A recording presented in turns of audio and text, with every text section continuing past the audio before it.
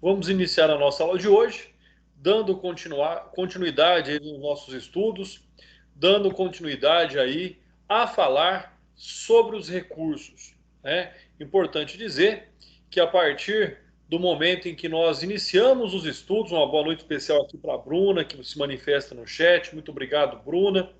Então, é importante dizer que a partir do que nós tratamos dos recursos, né, estávamos aí as aulas anteriores falando das reformas in Malam partem, né, daquela reforma que não pode vir para prejudicar o réu, o acusado, e das possibilidades de reformas recursais. Né? Boa noite aqui especial também a Geisiane. E assim, pessoal, nós vamos continuando o nosso conteúdo.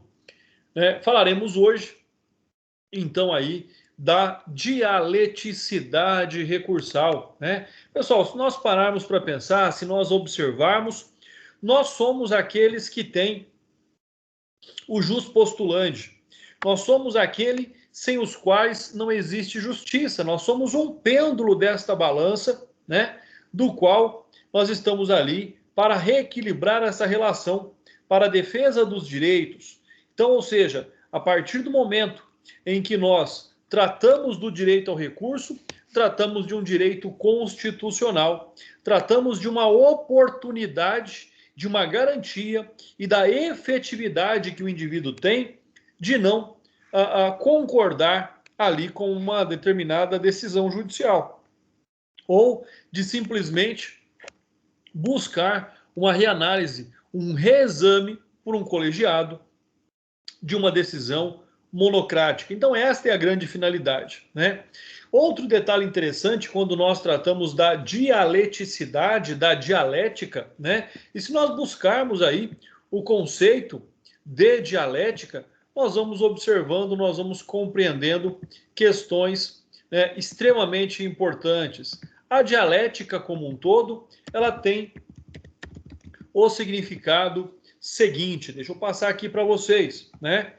Dialética é um método de diálogo cujo foco é a contraposição e a contradição de ideias que levam a outras ideias e que tem sido um tema central na filosofia ocidental e oriental desde os tempos antigos. Né? Então, a partir dessa questão, a partir da dialética, seja a dialética filosófica, seja a dialética sociológica, né? Na verdade, nada mais é do que aí a contraposição a um determinado fato. Né? Quando nós pesquisamos de dialética jurídica, né, que é de fato aqui o nosso objetivo, nós temos que é uma teoria de método jurídico dialético, é uma proposta de conhecimento do fenômeno jurídico, que exige a experiência do caso, para que o fenômeno possa ser pensado e, a partir desse conhecimento, condicionado, pode-se evoluir para o processo jurídico, que se dará em função do que foi apurado. Então, ou seja, a partir do momento em que nós observamos, que nós estudamos a dialética, nós somos os detentores do conhecimento jurídico. Nós temos que ser, né? Nós temos que estudar para ser. Um outro aspecto importante, nós temos que nos comunicar. A comunicação, ela é imprescindível na busca do direito, né? A comunicação, seja ela a comunicação escrita, seja ela a comunicação verbal, ela está ali associada ao direito. Ou seja, né, se não conseguirmos nos expressar, se não conseguirmos nos comunicar, dificilmente conseguiremos ali defender o direito de alguém. Então, sobre essa premissa máxima, né, da comunicação, a dialética está ali totalmente, então, associada. É importante ainda frisar aqui sobre o conceito do desenho, que diz, aliás, não apenas as razões, mas também as contrarrazões devem ser apresentadas para que o cotejo dialético possa o tribunal analisar o recurso. Então, o que significa dizer? Né? Logicamente que quando alguém não concorda com uma determinada situação, ele vai fazer a interposição do seu recurso e apresentar as suas razões recursais. Logicamente que para a parte contrária, aí pensemos sempre na acusação, né? Esta tem a prerrogativa de apresentar as suas contrarrazões, né? E as suas contrarrazões, logicamente, é a contraposição, ou é uma posição contrária ao desejo de recurso de uma determinada parte. Então, esta comunicação entre o recorrer, entre a exposição dos motivos que levaram a defesa, por exemplo, a manifestar-se pela reforma daquela decisão. E, por outro lado, né, pensando desse modo, né, as contrarrazões, elas vão embasadas naquele desejo, né, jurídico e pessoal também, logicamente, da parte contrária. Né? Normalmente, né, não é incomum que aconteça, e eu já falei disso para vocês na semana passada, na aula anterior, né? Sentença justa seria aquela da qual ninguém recorreria ou recorresse. Né? Talvez aquela sentença que não traz aí uma satisfação para parte alguma, onde tanto a acusação quanto a defesa recorrem, não seja a mais justa possível ou adequada ao caso concreto. Então, sobre todos esses aspectos, é onde nós, então, aí observamos essas características. Ou seja, é a partir do momento da inconsistência, do inconformismo com uma decisão, né, é que surge aí o desejo do recurso. E, logicamente, né, o melhor recurso é aquele recurso que vai analisar amplamente o fato discutido. Então, essas características, essas situações levam a crer, né, logicamente, que a análise de uma decisão por um colegiado, ela leva aí aspectos de justiça a essas características. Né? Um outro fato aqui que nós devemos observar é a súmula 707 do STF. A súmula 707 do STF diz o seguinte: constitui nulidade a falta de intimação do denunciado para oferecer contrarrazões ao recurso interposto pela rejeição da denúncia, não suprindo a nomeação de defensor dativo. Aqui ele cita para nós apenas aí um exemplo, né, dessa dialética, ou seja, do direito de contrapor-se, do direito de manifestar a respeito. E é isso, então, que nós vamos aí observando. Né? Ou seja, a partir do momento em que uma parte se manifesta no processo, sendo de interesse da parte contrária a essa manifestação, a parte contrária também tem aí a possibilidade jurídica, tem o direito jurídico, né, daquilo que nós chamamos de dialética. Ou seja, fato que nos leva aí à consideração, que nos leva aí à proposta sobre a questão aqui posta, né? Pessoal, então essa é uma questão extremamente importante, né? O Renato Brasileiro traz aí algumas questões sobre esse fato da manifestação, seja quanto à dialética, seja em razão das razões ou das contrarrazões. São manifestações extremamente importantes, né? São manifestações nas quais tem que ser muito bem formuladas, porque não é fácil. Imaginem que não seja fácil, né, mostrar para o tribunal que o juiz errou. Né? Alguém com reconhecido saber jurídico, que ocupa um cargo de representante do Poder Judiciário em primeira instância. Então não é fácil a reforma de uma decisão. E existem fundamentos sobre esse princípio da dialeticidade. Fica aí aquele asterisco, né, que eu já comentei com vocês, daquilo que pode ser cobrado na prova e daquilo que vai ser cobrado na prova. Então, olha só, quanto a estes princípios, o primeiro princípio diz o seguinte: permitir que a parte contrária possa elaborar suas contrarrazões, ou seja, manifestar-se contrariamente ao recurso interposto. E o princípio do contraditório, da ampla defesa, né, mas aqui de forma específica só do contraditório. Impõe que o recorrente exponha seus fundamentos recursais, apontando qual a injustiça ou a ilegalidade da decisão impugnada contra a qual se insurge. Somente diante dos argumentos do recorrente é que o recorrido terá como refutá-los, que será feito em suas contrarrazões. Então, dar conhecimento à parte contrária dos argumentos do recorrente é fundamental, é condição indispensável, ou seja, né, a conditio sine qua non para a apresentação das contrarrazões. Então, aquele que deseja recorrer, por certo e por óbvio, tem que ter conhecimento da decisão recorrida. E aquele, para apresentar as suas contrarrazões, tem que ter conhecimento das razões apresentadas, né? Então, razões contra razões, coisas que colidem e se opõem em seus interesses. Então, essa é uma perspectiva importante. Um outro princípio afixado aqui à dialeticidade é fixar os limites de atuação do tribunal na apreciação do recurso, né? As razões, elas limitam a análise do tribunal. Mas esta, pessoal, é uma limitação somente sobre o caráter do tribunal não avançar na análise de uma decisão de primeira instância para prejudicar o réu. Né? Como nós já vimos anteriormente, o tribunal pode sim, né? Eu devolvo tudo quanto necessário e o tribunal pode reconhecer de ofício condições, características que sejam benéficas ao réu.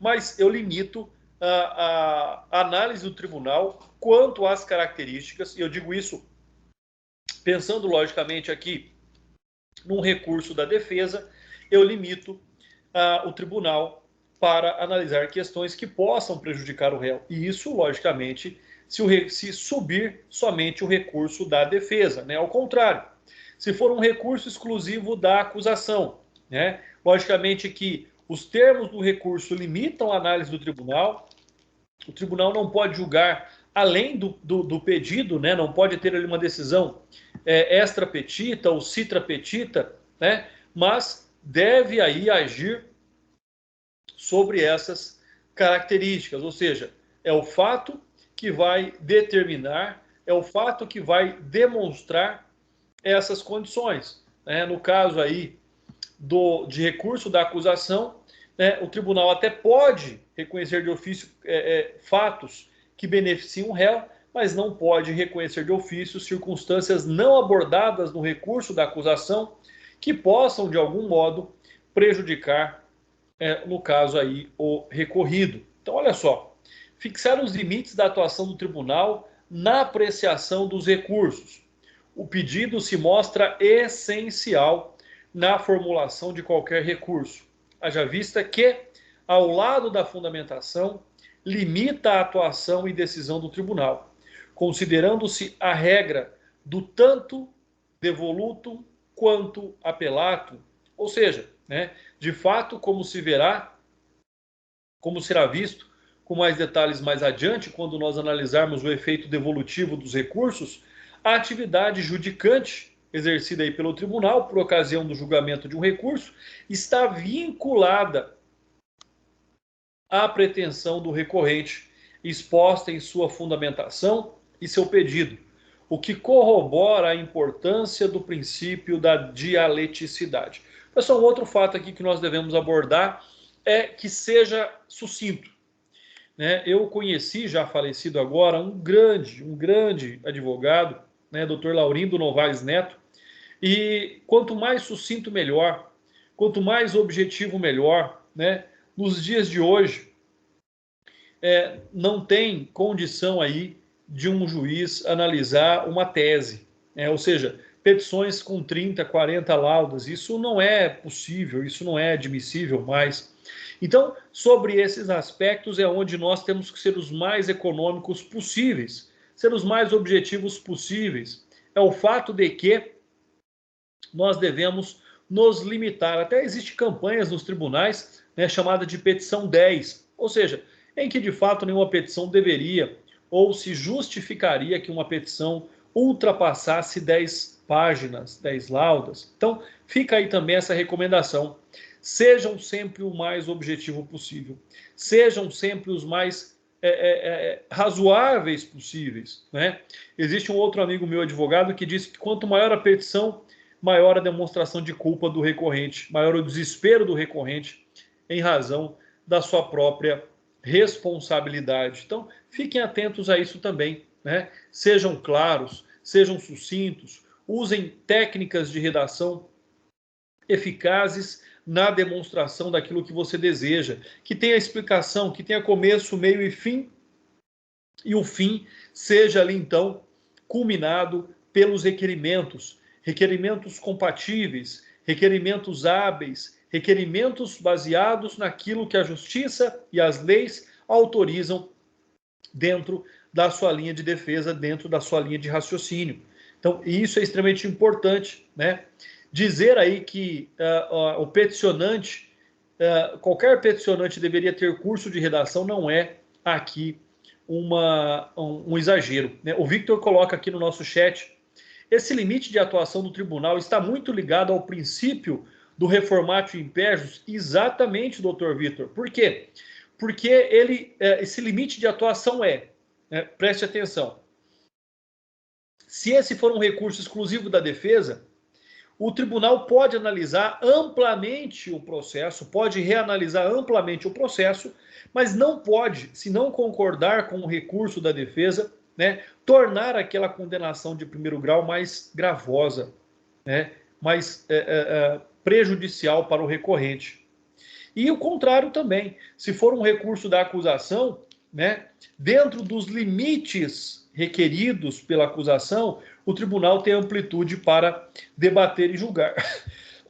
Perdão, mas também não pode reconhecer fatos que não foram alegados no recurso, né? Então o doutor está extremamente coberto aí de razão quando se posiciona, né, sobre o fato de que o limite de atuação do tribunal está diretamente ligado ao non reformatio impejus, ou seja, que a reforma da decisão de primeiro grau não venha para piorar ainda mais a decisão do recorrente, no caso, como o doutor coloca, muito bem colocado aqui, né, na hipótese do recurso exclusivamente da defesa, né? E se for o recurso da acusação, o teto, o limite em que o tribunal pode analisar é nos termos do pedido, nos termos pleiteados pela acusação, né, na análise daquele recurso. Então, é extremamente importante que nós observemos isso e observemos, né, como critério aí também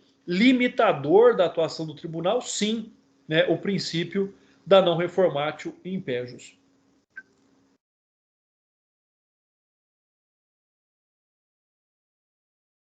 Na continuidade aí, pessoal, nós temos também a disposição do artigo 589 do Código de Processo Penal, né? O artigo 589, ele diz que há possibilidade de que o recurso em sentido estrito seja instruído e remetido à instância superior sem as contrarrazões do recorrido, ainda como evidenciado no artigo 601 do Código de Processo Penal, né? E nessa situação poderá então haver ali a remessa sem essas características, né?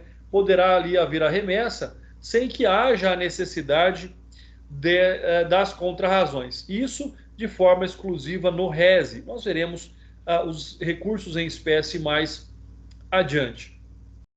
Bom, olha só uma questão interessante aí, né? No caso do recurso de apelação, sem as próprias razões recursais, o que nós temos? Nós temos a possibilidade que garante a nós ali o artigo 600, parágrafo 4º do CPP. O que o artigo 600, parágrafo 4º diz para nós? Que eu posso apresentar um recurso de apelação, né, e nos termos, então eu faço a petição de interposição do recurso de apelação e as razões, o parágrafo 4º me garante que eu protocole somente no tribunal. Ele me garante, então, por exemplo, vamos pensar no Código de Processo Penal, vamos pensar nesta hipótese. Imagina o seguinte, eu tenho uma sentença condenatória como advogado, meu cliente foi condenado, eu faço uma petição de interposição do recurso de apelação nos termos do artigo 600, parágrafo 4º. O que é que significa dizer? Significa dizer que eu vou apresentar as razões somente no tribunal. Significa dizer que o Ministério Público de primeiro grau não vai se manifestar contra o meu recurso. E aí vem a pergunta: então quem vai apresentar as contrarrazões ao meu recurso de apelação? O Procurador de Justiça, né? O membro do Ministério Público de segundo grau. Então é uma faculdade bastante interessante, eu vou ser bem sincero, eu me recorro muito do parágrafo 4º do artigo 600, né? No momento em que, nas hipóteses de recurso de apelação, eu simplesmente faço a interposição do recurso, né? E aí eu vou apresentar as razões, eu vou ter muito mais tempo para a apresentação das razões, né? Ou seja, essa minha interposição, esse recurso tem que chegar ao tribunal, aí o tribunal vai me intimar para apresentar as contrarrazões, e quem vai manifestar sobre as minhas razões do recurso é o Procurador de Justiça. Aí você pergunta, André, qual é a vantagem?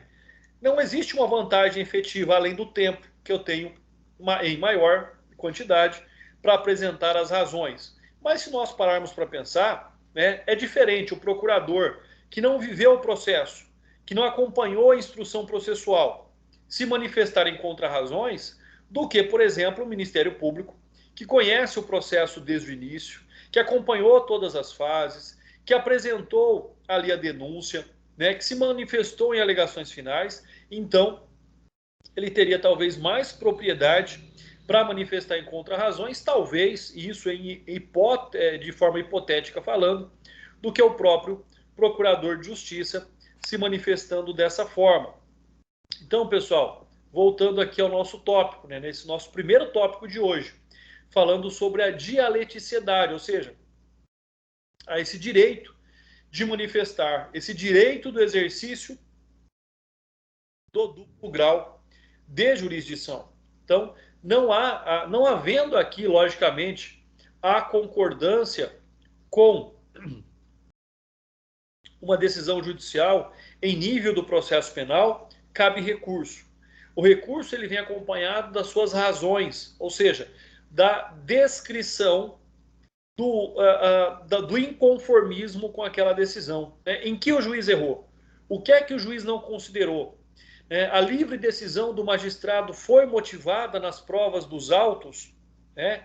É diferente, ele não pode motivar exclusivamente nos elementos de informação do inquérito, por exemplo.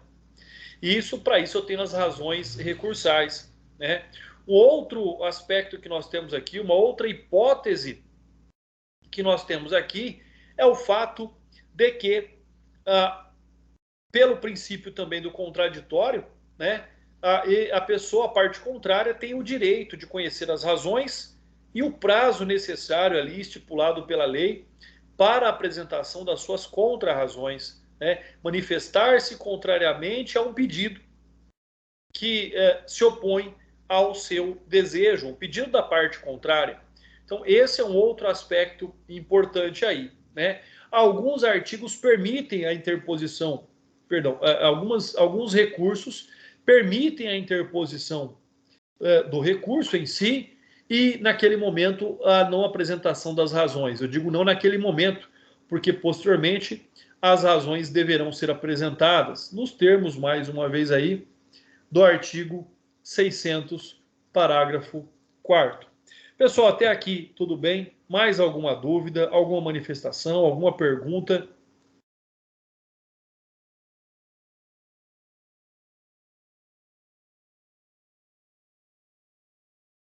Excelente, pessoal. Dando continuidade, então, vamos falar um pouquinho da colegialidade. Colegialidade, ou seja, em que esse recurso, essa dialeticidade, será analisada por um colegiado, né? Ou seja, nós estamos recorrendo de uma decisão monocrática para ser reanalisada por um colegiado, né? Pensemos da seguinte forma: todos somos seres humanos, passíveis de erros, inclusive os magistrados, né? Surge aqui aquela brincadeira de que o promotor acha que é Deus e o juiz tem certeza. Pessoal, logicamente, brincadeira, o Ministério Público tem todo o meu respeito, a magistratura tem todo o meu respeito também. Mas é algo que a gente ouve, né? Mas só porque somos humanos. E somos humanos e somos passíveis de erro. E aí, então, o fato de uma decisão monocrática ser reanalisada por um colegiado traz a todos nós uma confiança, traz a todos nós a garantia, né, do alcance da verdadeira justiça. Pelo menos é assim que deveria ser. Então, este recurso ser julgado aí por um órgão colegiado nos traz essa garantia, né? Hoje mesmo eu tinha um recurso para fazer sustentação oral em BH, né? Hoje tudo online, e acabei não tendo. O processo do meu cliente foi retirado de pauta, pedido de vista de um dos embargadores. Provavelmente farei a sustentação oral na terça-feira que vem, né? Mas eu gostei muito, eu acho que algo que me chamou muito a atenção no início da abertura dos trabalhos, né, foi o presidente da 6ª Câmara Criminal aí do Tribunal de Justiça de Minas Gerais dizer o seguinte: olha, que sejamos dignos da confiança daqueles que recorreram, como aqueles que fazem justiça. Olha só, o reconhecimento da importância de um tribunal para o julgamento de um recurso, dignos da confiança de fazer justiça. Olha que humildade, né? Olha que exemplo. Então, é algo que cabe aí sempre nós fazermos essa citação. O princípio, então, da colegialidade, né, ele não é ofendido pela possibilidade do julgamento de um recurso também de forma monocrática, lá pelo presidente, né, do tribunal, pelo relator. Haja vista que das decisões monocráticas pode a parte sucumbente pleitear um simples agravo, o julgamento pelo órgão fracionário colegiado, que competir ao exame do assunto, o afastamento da colegialidade pela possibilidade de julgamento monocrático é tão somente aparente, nos termos aí, né, da doutrina do Távora, de 2017. Mas o que é que o Távora vem dizer para nós? Que mesmo que um recurso, que um agravo seja julgado de forma monocrática também no tribunal, não afasta a colegialidade, né? Por quê? Porque em situação ainda de descontentamento, essa decisão pode ser levada à Câmara para ser analisada por aquela turma julgadora. Então, esse é um aspecto também importante, né? Este princípio ainda não se aplica a todas as espécies recursais. Importante dizer, não são todos os recursos que são julgados por um colegiado, como, por exemplo, os embargos de declaração, né? Uma espécie de recurso com a finalidade aí de que seja sanada pelo próprio prolator da decisão, né? A obscuridade, a contrariedade, né? Ou a contradição. Então, obscuridade, contradição e ambiguidade ou omissão no bojo da sua decisão. Então, por exemplo, o embargo de declaração não é julgado por um colegiado. Olha, doutor, o senhor que julgou aqui, o senhor que foi o relator, por exemplo, o seu relatório está contraditório. Começa falando que deveria confirmar a condenação, mas agora está falando que vai absolver, ou vice-versa. Então, esses esclarecimentos, muitas vezes de erro material, não caberia ali a possibilidade jurídica, e não seria necessário, melhor dizendo, que o recurso fosse julgado por um colegiado, né? Então, esse é um outro aspecto também deste princípio da colegialidade. Via de regra, os recursos são sim julgados por um colegiado, a decisão monocrática ela é reanalisada, né, reexaminada, nós falamos sempre de reexame e reforma de recursos. Então ela é reexaminada por um colegiado, mas, a toda regra, existem aí as exceções. Quais são as fases dos procedimentos recursais? Pessoal, antes de nós iniciarmos aqui, então, esse novo tópico, fica aqui mais uma vez a possibilidade de vocês perguntarem, de vocês se manifestarem. Pessoal, alguma dúvida, alguma consideração, alguma dúvida, às vezes, prática que vocês possam ter com relação aos recursos. A gente pode aproveitar esse momento para falar um pouquinho sobre isso.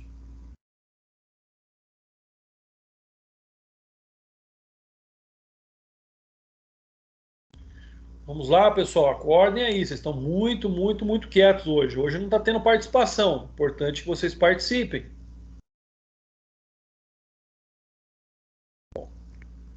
Enquanto vocês vão se organizando aí para as próximas participações, então, né? Assim espero. Quais são as fases procedimentais dos recursos? Ou seja, como é que ele vai acontecer? Como é que ele vai ser admitido ou não vai ser admitido? Tá? Então, no primeiro momento, as fases procedimentais, elas se dividem em duas. Primeiro, vai se verificar se ele é um recurso cabível. Primeiro vai se analisar se ele é o recurso competente para aquele caso concreto, chamada de prelibação, ou seja, a fase da prelibação tem aí como finalidade verificar se é um recurso adequado, se é um recurso que foi interposto no prazo legal, né? Como nós sabemos, por mais que exista o princípio da fungibilidade, onde um recurso possa ser recebido por outro, né? Não é o correto, não é o correto. Isso só acontece quando não há prejuízo, seja de procedimento ou seja quanto ao mérito do recurso. Uma outra questão que nós devemos observar aqui nessas fases procedimentais é a segunda fase. Então, devidamente admitido, devidamente adequado, preenchendo os requisitos mínimos necessários para a sua interposição, nós temos então o juízo de mérito, ou seja, a análise do que se pede, se será conhecido ou não conhecido. De forma resumida, né, o juízo de admissibilidade se verifica, como o próprio nome sugere, o cabimento ou a admissibilidade do recurso interposto, com base nos seus pressupostos. Já o juízo de mérito tem como finalidade, né, conhecer ali da pretensão recursal, analisando o objeto do recurso, ou seja, as razões, aquilo que nós vimos anteriormente. Tudo isso dentro de uma lógica. O primeiro, se analisa a possibilidade do recurso. O segundo, se analisa a possibilidade do reconhecimento da pretensão do recurso, ou seja, do seu mérito, né? Então nós temos juízo de admissibilidade, análise dos pressupostos recursais, juízo de mérito, conhecimento da pretensão recursal. Fica aí o asterisco também como algo extremamente importante para vocês conhecerem, algo extremamente importante para que vocês gravem aí esse fato. Laura, muito obrigado aqui pela sua manifestação no chat também, né? Muito obrigado.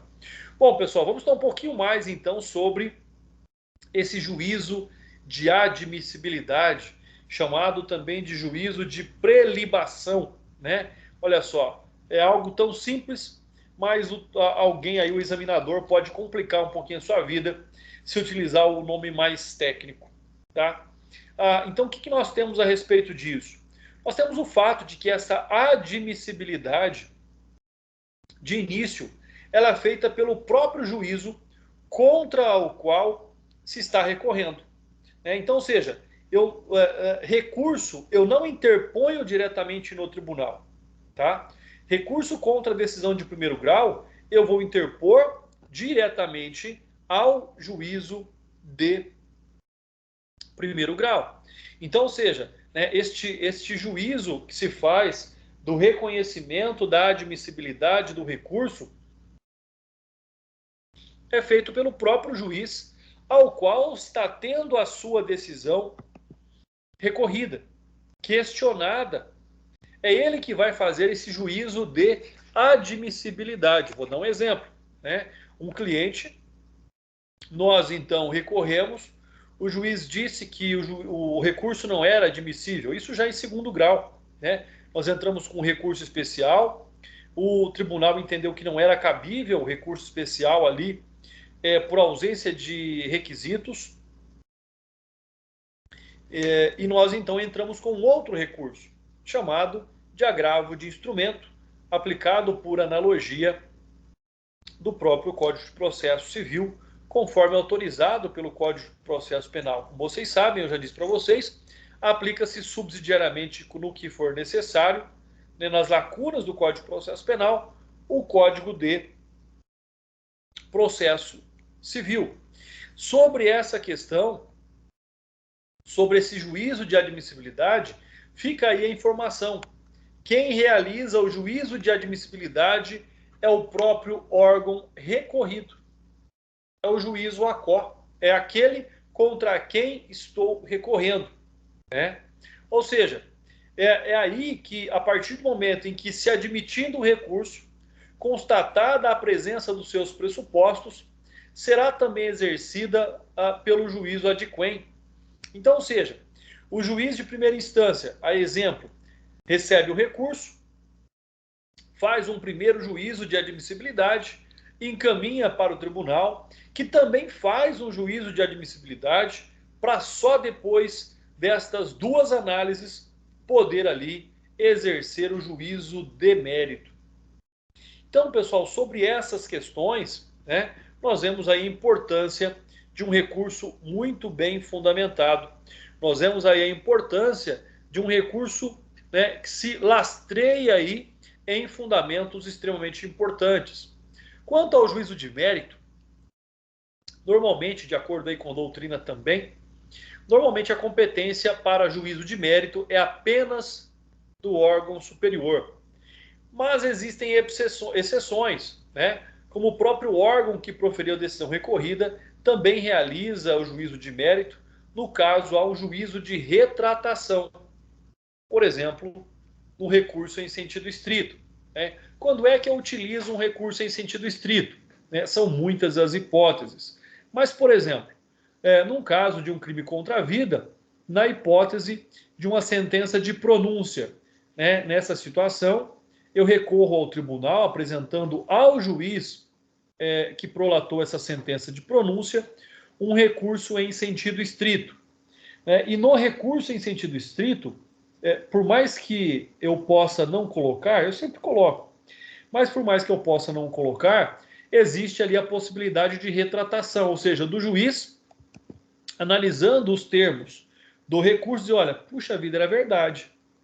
Eu posso aqui acatar esse pedido da defesa que recorreu e evito a reanálise da minha decisão pelo tribunal. Então, o magistrado tem ali a possibilidade da reanálise, da retratação da sua própria decisão, às vezes por um erro material ou por uma compreensão incorreta.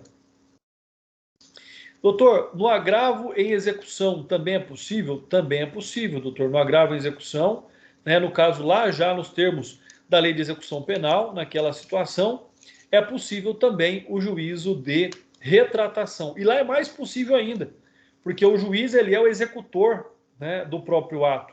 Né, é diferente ainda mais.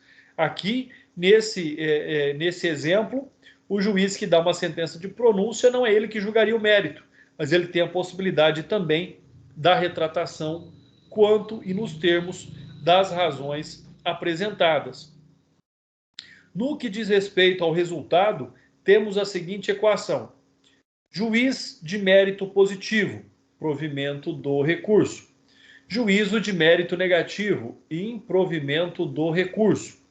Nós podemos aí identificar aqui, né, e sistematizar dois tipos de vícios nas decisões, ou seja, contra e sobre qual argumento se recorre. Primeiro, de procedimento. Erro em procedendo vai gerar o quê? A anulação, vai gerar um vício. Né? Se for um ato anulável, eu tenho a anulação. Se for um ato nulo, eu tenho a cassação daquela decisão, ou seja, aquela decisão não produzirá nenhum efeito jurídico. Né? Pensem assim, ato anulável, existe ali simplesmente anulação, se pratica novamente aquele ato. Atos nulos de pleno direito são aqueles que não produzem nenhum efeito jurídicos e as decisões são então cassadas, né? Como se não existissem. Nós temos ainda de julgamento, erro injudicando, que gera reforma, que gera modificação. aqui ele está ligado à compreensão, né? O juiz não analisou uma prova, não sopesou uma informação do processo, e isso é onde nós temos essa possibilidade, né?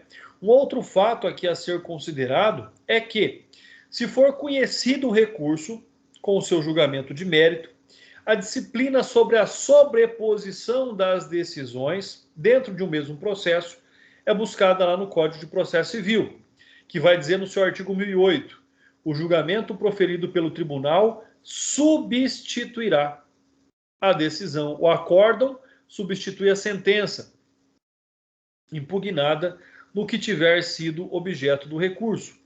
Então, olha só, a partir do momento em que nós temos uma decisão, que nós temos um acórdão, ele substitui, ele se sobrepõe, né, à decisão recorrida. Então, essa é uma outra hipótese da qual nós temos que sempre estar atentos. Não há que se falar mais na sentença. A partir do momento que eu tenho um recurso, fala-se no cumprimento dos termos do acórdão.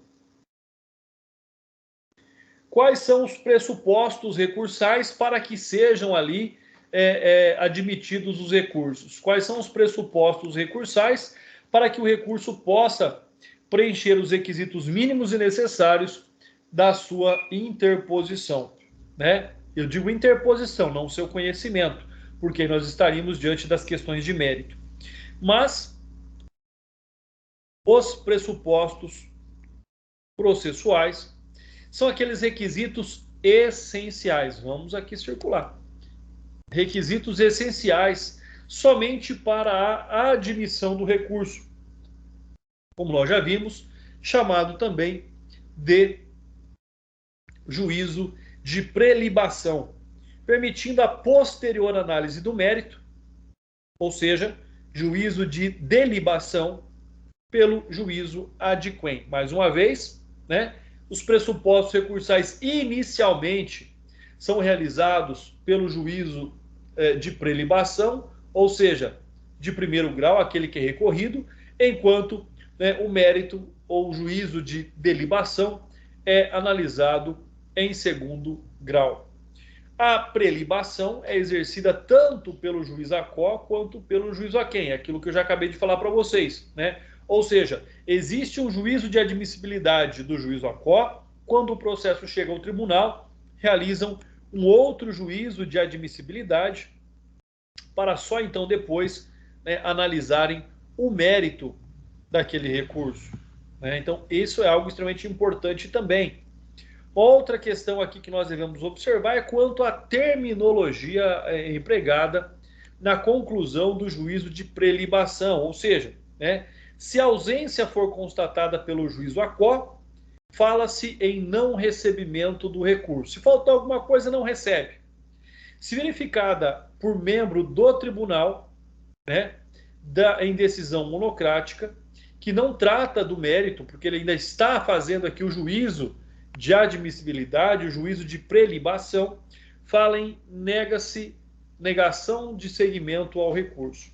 Então, se você falar, olha, negou seguimento ao recurso, passou pelo juízo de admissibilidade do juízo a quo, mas foi observado ali a falta de um pressuposto recursal pelo juízo a quem, o qual negou seguimento ao recurso, né?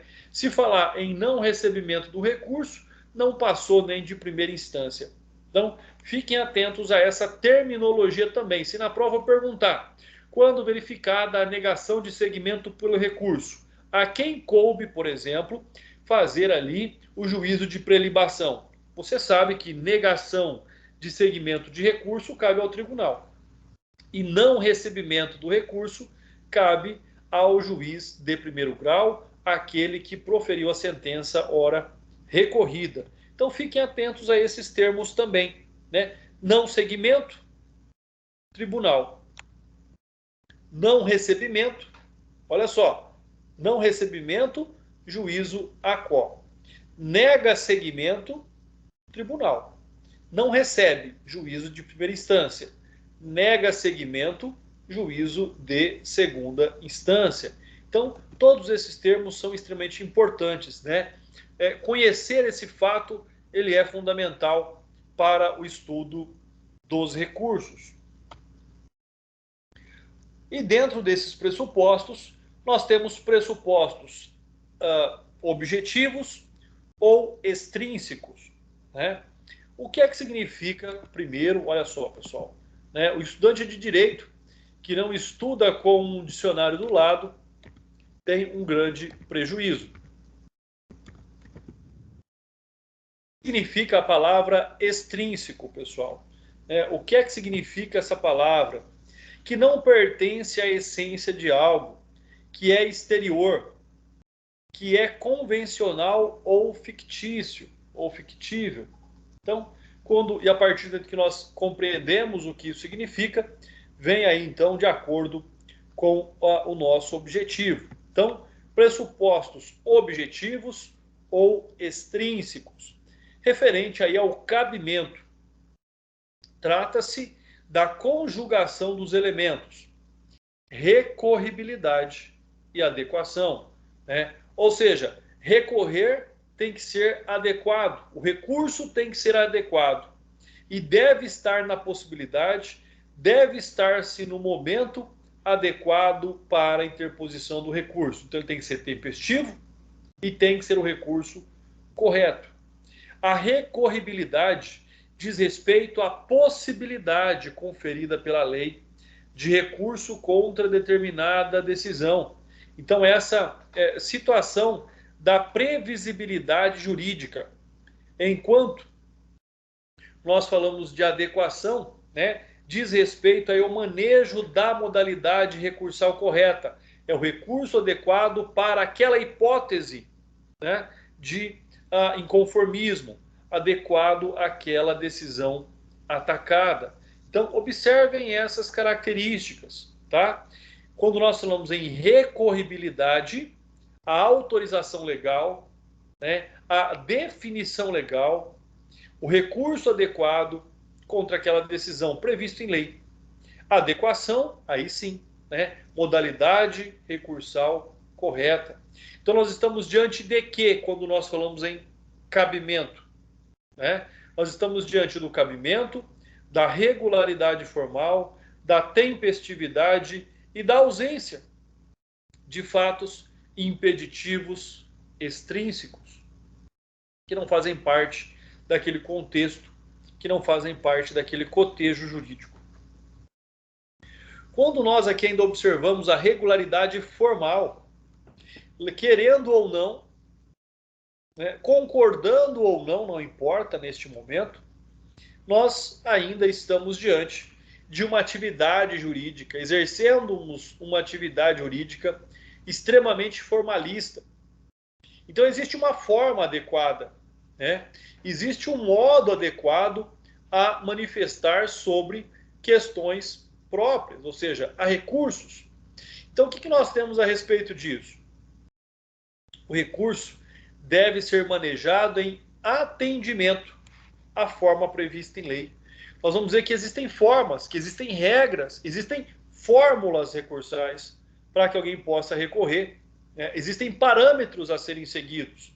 Ou seja, existem essas previsões legais para alguns recursos, seja a interposição por apenas petição, seja em seguida a apresentação das razões, seja por petição ou termos nos autos de forma oral, né? Ou seja, existem recursos que eu tenho uma única petição. Existem recursos que eu tenho, por exemplo, a petição de interposição e as razões apresentadas separadamente. Então, essa é uma questão bastante interessante. Essa forma a ser aqui observada, né? Um critério, eu não posso fazer de qualquer jeito. Eu não posso fazer do jeito que eu quero. Eu tenho que seguir parâmetros mínimos estipulados nos termos da lei.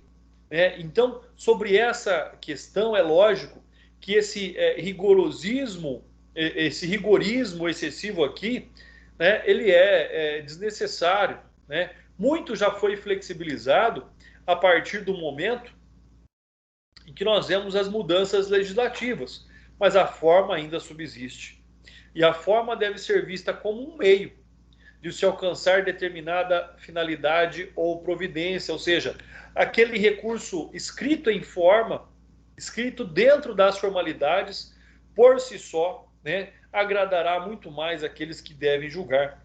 Trata-se daquilo que nós chamamos de instrumentalidade das formas, sobre a qual o Renato Brasileiro diz o seguinte: ele vem dizer sobre essa forma a ser aí observada, né? Essa instrumentalidade das formas nos termos da doutrina do Renato Brasileiro, cita aqui para nós o fato de que o processo deve seguir parâmetros mínimos, de que o processo deve se ocupar de questões próprias. Quando eu olhar um recurso, eu vou reconhecer o recurso, né? Se ele é de petição única, se ele é de petição mais razões.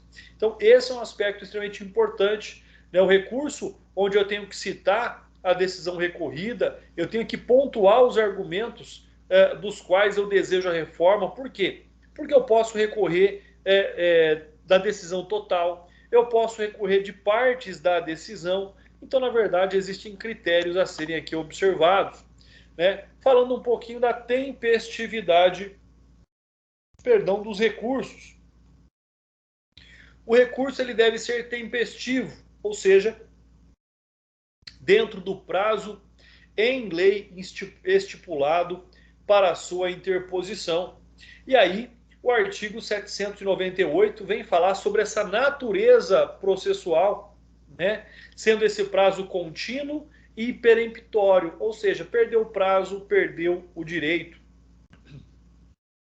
O artigo 798 diz que todos os prazos correrão em cartório e serão contínuos e peremptórios, não se interrompendo por férias, domingo ou dia feriado. Não se computará o dia do começo, incluindo-se, porém, o dia do vencimento. Olha aí a contagem do prazo no processo penal para a interposição dos recursos. Não se computará o dia do começo, incluindo-se o dia do vencimento. A terminação dos prazos será certificada nos autos pelo escrivão. Será, porém, considerado o fim do prazo, ainda que omitida aquela formalidade, seja feita a prova do dia em que começou a correr.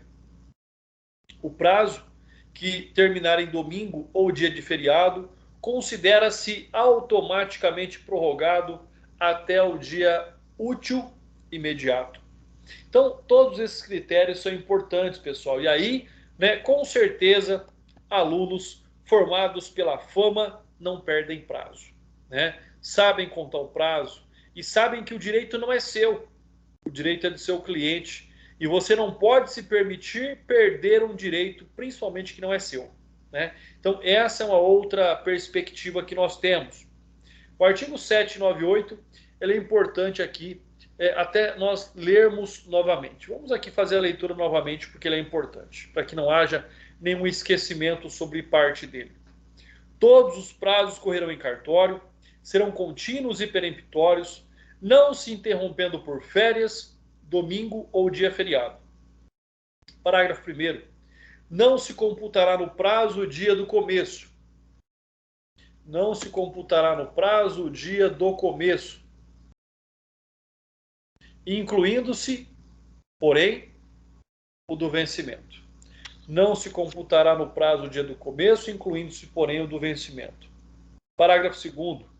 A terminação dos prazos será certificada nos autos pelo escrivão, será, porém, considerado o fim do prazo, ainda que omitida por aquela formalidade, se feita a prova do dia em que começou a correr. Ah, não foi certificado a perempção para a interposição do recurso. Não importa, pessoal. Tá? Não é esse o ponto final para a interposição do recurso. E o prazo, que terminar ali em domingo ou dia de feriado, considera-se prorrogado até o dia útil imediato. Parágrafo 4º. Não correrão prazos se houver impedimento do juiz, força maior ou obstáculo judicial oposto pela parte contrária. Parágrafo 5º. Salvo os casos expressos, os prazos correrão da intimação, da audiência ou sessão em que for proferida a decisão, se a ela estiver presente a parte, do dia em que a parte manifestar nos autos ciência inequívoca da sentença ou despacho.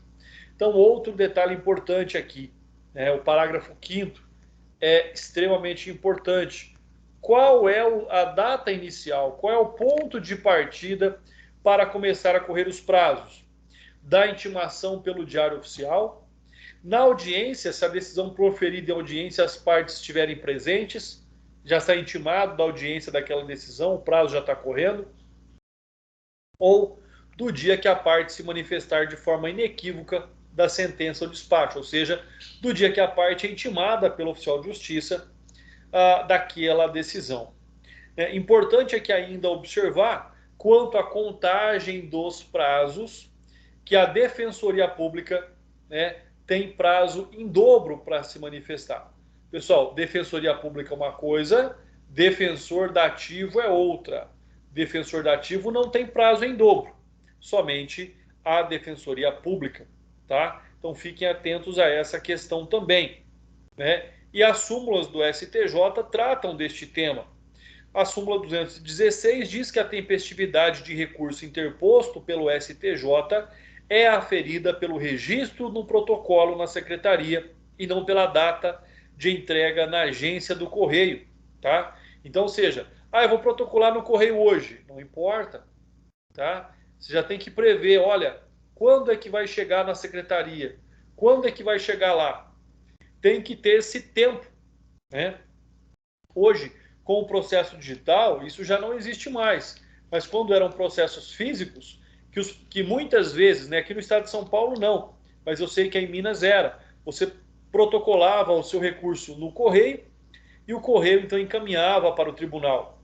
A data que contava é a data de quando chegava no tribunal e não da entrega na agência do correio. Então eu sei de muitos recursos que foram negados segmentos por intempestividade, porque quando chegaram no tribunal, o prazo já havia expirado. Então fiquem atentos também em passando por situações nesse contexto.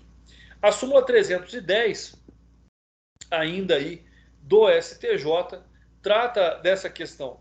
Quando a intimação tiver lugar na sexta-feira, ou a publicação com efeito de intimação for feita neste dia, sexta-feira, sextou, o prazo judicial terá início na segunda-feira imediata, salvo se não houver expediente, caso em que começará no primeiro dia útil que se seguir. Súmula 320 do STF agora. A apelação despachada pelo juiz no prazo legal não fica prejudicada pela demora na juntada por culpa do cartório. Então, se eu protocolei no prazo legal, se eu despachei no prazo legal, se o cartório demorar para fazer a juntada, não há prejuízo ao recorrente. Súmula 428 do STF. Não fica prejudicada a apelação entregue em cartório no prazo legal, embora despachada tardiamente. Súmula 448 do STF. O prazo para o assistente recorrer supletivamente começa a correr imediatamente após o transcurso do prazo do Ministério Público. Aqui nós estamos, então, observando o assistente da acusação, ou seja, o advogado contratado pela parte. Súmula 710 do STF. No processo penal, contam-se os prazos da data da intimação e não da juntada dos autos do mandado ou da carta precatória ou de ordem. Então é da data em que houve a intimação, ou seja, se o oficial de justiça intimou a pessoa no dia 29 e juntou no processo no dia 14 do mês seguinte, o que conta é o dia 29. Então, daquela data em que a parte foi intimada, começa a correr o prazo para a interposição do recurso, e não da juntada dessa intimação no processo. Então, essa é uma outra característica aí que nós devemos observar. Ao demais, o brasileiro também observa aí a não incidência da regra do prazo em dobro, conforme eu já havia dito para vocês, para os defensores dativos e para o Ministério Público. O Ministério Público também não tem prazo em dobro, tá? O Ministério Público não tem prazo em dobro. E o prazo para o Ministério Público começa ali a contar, começa ali a correr na entrada da repartição, ou seja, quando se protocola, quando se dá entrada no cartório ali do Ministério Público, na repartição do Ministério Público correspondente. conforme aí o informativo 466.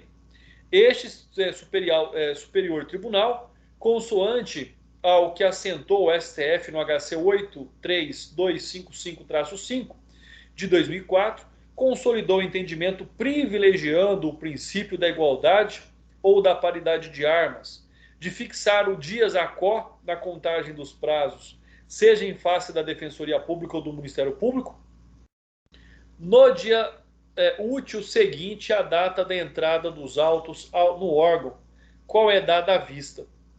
Ou seja, se o Ministério Público teve vistas daquele processo, daquela decisão hoje, começa a contar amanhã o decurso do seu prazo. Ausência de fatos impeditivos, pessoal. E aí, logicamente, nós vamos aí observando que estando, tendo ausência de fatos impeditivos, não haveria porquê, não haveria aí opção, não haveria possibilidade de haver haver ali a impossibilidade de dar seguimento a este recurso. Então, nessa hipótese aí, nós vamos observando que trata-se de um requisito negativo. Ou seja, existe algum fato que possa impedir este recurso? Não. Se não há fato que possa impedir o recurso, logicamente que ele pode ser interposto. Então, busca-se a ausência de renúncia do recurso ou de preclusão do recurso. Não estando presentes a renúncia, a parte que não quer recorrer, ela não pode dizer que não quer recorrer e depois recorre. Não pode manifestar no processo que não quer recorrer e depois recorre. Ou preclusão, ou seja, passou o prazo razoável para o recurso. Uma questão interessante aqui é a seguinte, eu já até comentei isso com vocês semana passada, o réu manifesta que não quer recorrer, mas dentro do prazo de recurso, ele consulta o advogado e ele então percebe ali o grande prejuízo que ele teria em não recorrer. Então, no caso de discordância entre o não desejo de recorrer do réu e o desejo de recorrer do defensor, quem conhece a questão técnica, quem sabe o que é melhor para o cliente é o advogado. Então, nessa situação, deverá prevalecer a vontade do defensor, mormente pelo fato de que isso prestaria observância à ampla defesa, somando ao fato de que não poderia causar nenhum tipo de prejuízo ao acusado, tornando então, tratando-se de recurso exclusivo da defesa em decorrência do princípio aí já citado pelo nosso colega, já citado aí pelo Vitor, da decisão que se aplicaria, ou seja, da non reformatio impejus. Então o Vitor citou esse princípio aí anteriormente. E aí nós temos também a disposição de duas súmulas a respeito disso. A súmula 705 e a súmula 708, ambas aí do STF. A primeira diz que a renúncia do réu ao direito de apelação, manifestada sem a assistência do defensor, não impede o conhecimento da apelação por este interposta. Já a súmula 708 do STF diz que é nulo o julgamento de apelação se, após a manifestação nos autos de renúncia do único defensor, o réu não foi previamente intimado para constituir outro.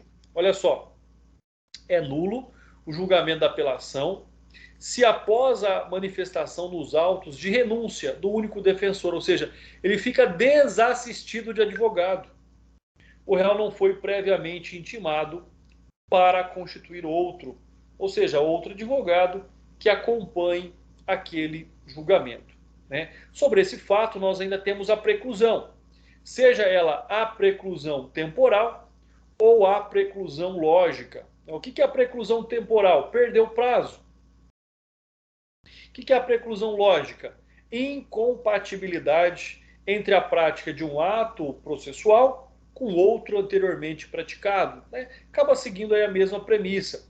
A pessoa deseja que não quer recorrer, como é que ela vai recorrer depois? Eu digo a pessoa, logicamente o acusado, sempre acompanhado do seu defensor. E ainda nós temos a preclusão consumativa. A faculdade foi exercida, esgotando-se a possibilidade do ato. Ou seja, se ele já recorreu, não pode apresentar o mesmo recurso novamente sobre o mesmo fato. Nós falamos aqui da ausência de fatos impeditivos. Nós também temos que observar a ausência de fatos extintivos, tá? Ou seja, o que é o fato extintivo? Aquele que extingue a possibilidade, que acaba com ela totalmente. E dentre eles nós temos a desistência e a deserção. Qual é a diferença? A desistência está relacionada ao próprio princípio da disponibilidade. O Ministério é obrigado a recorrer? Não. O Ministério Público não é obrigado a recorrer. Se o juiz absolve o réu, o Ministério Público obrigatoriamente tem que recorrer? Não, não tem.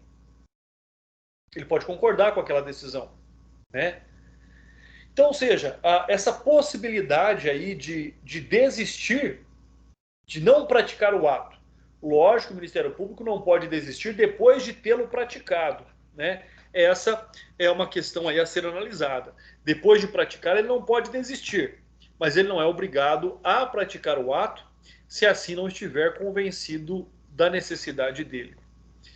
Então, esse é um fato que nós temos que observar. E a deserção está relacionada ao não pagamento das despesas processuais. Quando a pessoa não for favorecida pela assistência judiciária, né, pela gratuidade do processo, ela tem que recolher os preparos, ou seja, valores inerentes às custas do processo. Então, se uma pessoa que não é beneficiária da assistência judiciária recorre sem o recolhimento do preparo, esse recurso é julgado deserto. O artigo 806 diz que, salvo o caso do artigo 32, nas ações intentadas mediante queixa, nenhum ato ou diligência será realizado sem que seja depositada em cartório a importância das custas. Igualmente, nenhum ato requerido ou intentado da defesa será realizado sem o prévio pagamento das custas, salvo se o acusado for pobre, e aí então será beneficiado pela assistência judiciária gratuita. A falta de pagamento das custas no prazo fixado em lei ou marcados pelo juiz importará a renúncia à diligência requerida ou a deserção do recurso interposto. Não recolheu, é intimado para recolher, passou o prazo, é julgado então em deserto. Parágrafo 3º. A falta de qualquer prova ou diligência que deixe de realizar em virtude do não pagamento das custas não implicará nulidade no processo, se a prova de pobreza do acusado só posteriormente foi feita. Então, ou seja, a demonstração de que a pessoa não pode pagar as despesas do processo é um ato que o advogado tem que estar preocupado desde o início.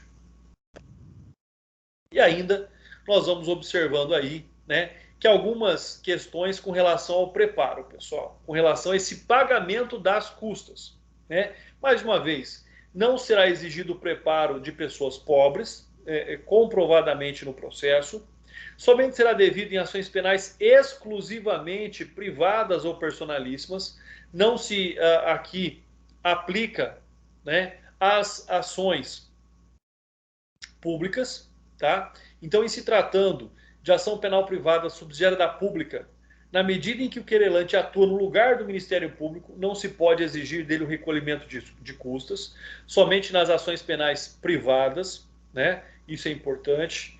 E nós temos ainda que dizer que o preparo somente pode ser exigido dentro das ações penais citadas no item anterior, ou seja, ação penal privada ou personalíssima, tá? Nunca do querelado, ou seja, então só pode ser exigido de quem entrou com a ação, não pode ser exigido do réu o preparo, tá? Porque o réu não queria estar ali, o réu não queria ser processado, ainda não tem que pagar para recorrer se for condenado, né? Então nós temos que simplificar da seguinte forma, olha aí.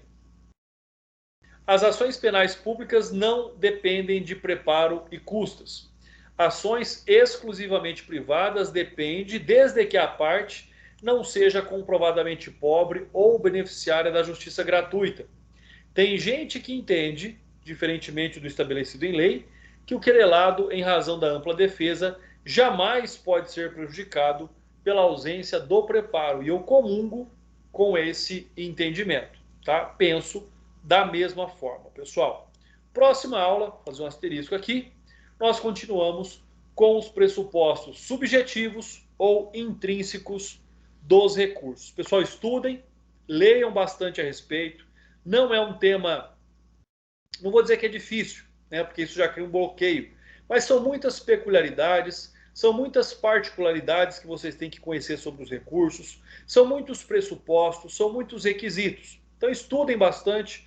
Caso vocês tenham alguma dúvida, eu estou sempre aqui à disposição de vocês, tá bom?